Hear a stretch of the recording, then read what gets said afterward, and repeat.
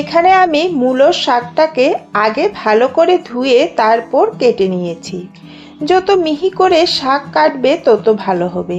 শাক স্বাস্থ্যের জন্য খুবই ভালো, আর বাঙালির খেতে বসলে প্রথম পাতে শাক লাগবেই। তাই ভাবলাম আজকে শাকের দু ধরনের রেসিপি তোমাদের সাথে শেয়ার করি। এদিকে কড়াইতে আমি 1.5 টেবিল চামচ তেল দিয়েছিলাম। শাকে তেল একটু বেশিই লাগে। দুটো শুকনো লঙ্কা দিয়ে একটু লাল করে ভেজে নিলাম। দিচ্ছি কেটে রাখা শাক। হাফ চা চামচ নুন। নুনটা একটু বুঝেই দেবে, কারণ শাক রান্না হলে মজে গিয়ে অনেকটাই কমে যায়।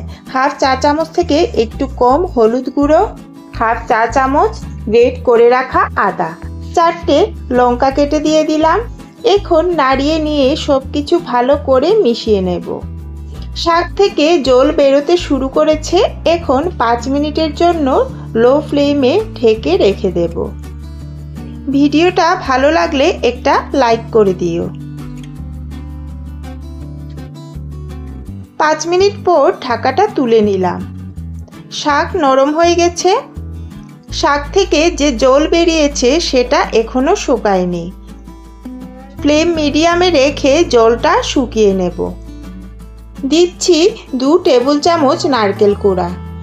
মূলোর শাকে নারকেল কোড়া দিলে স্বাদ অনেকটাই বেড়ে যায়। এখন ভালো করে মিশিয়ে নিচ্ছি। নারকেল মেশাতে মেশাতে জলটাও শুকিয়ে যাবে।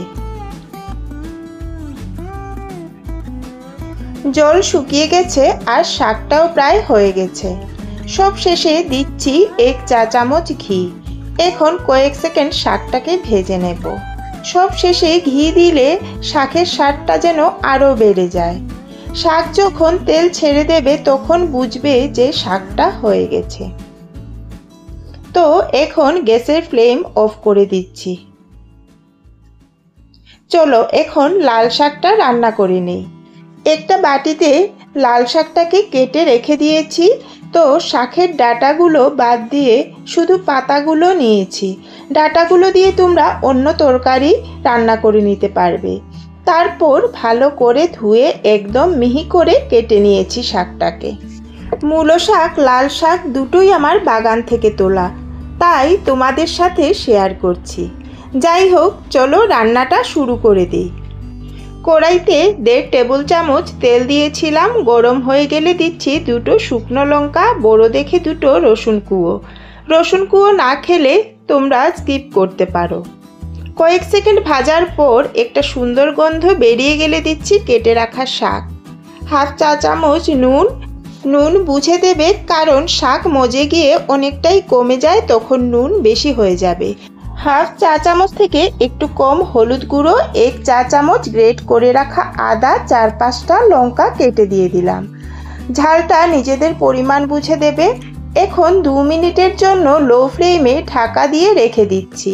লাল শাক সহজেই মজে যায়। 2 মিনিট পর ঢাকাটা তুলে নিলাম। ডাঁটা শাক যত কম আঁচে আস্তে আস্তে করে রান্না করবে তত ভালো হবে। এখনের ব্যস্ত জীবনে সবার এত সময় দিয়ে রান্না করা হয়ে ওঠে না। দিয়ে দিলাম হাফ চা চামচ চিনি, 1 চা চামচ ঘি। সামান্য চিনি আর ঘি দিলে শাকের স্বাদটা আরও বেড়ে যায়। এখন নাড়াতে থাকবো যতক্ষণ না পর্যন্ত শাক তেল ছাড়ছে। এখন দেখো শাক তেল ছাড়তে শুরু করে দিয়েছে, তার মানে শাকের মধ্যে আর জল নেই। এই অবস্থায় গ্যাসের ফ্লেম অফ করে দেব। শাক আমাদের পুরোপুরি রেডি। একটা প্লেটে আমি 2টো শাকই নিয়ে নিচ্ছি তোমাদের দেখানোর সুবিধার্থে। আমার মতো করে একবার শাক রান্না করে দেখবে, খেতে দারুণ লাগবে। যদি ভিডিওটা তোমাদের ভালো লেগে থাকে তাহলে লাইক করো, কমেন্ট করো, শেয়ার করো। আর আমার চ্যানেলের নতুন নতুন ভিডিও দেখতে হলে চ্যানেলটাকে সাবস্ক্রাইব করে দিও। তাহলে আজকের মতো এখানেই শেষ করছি।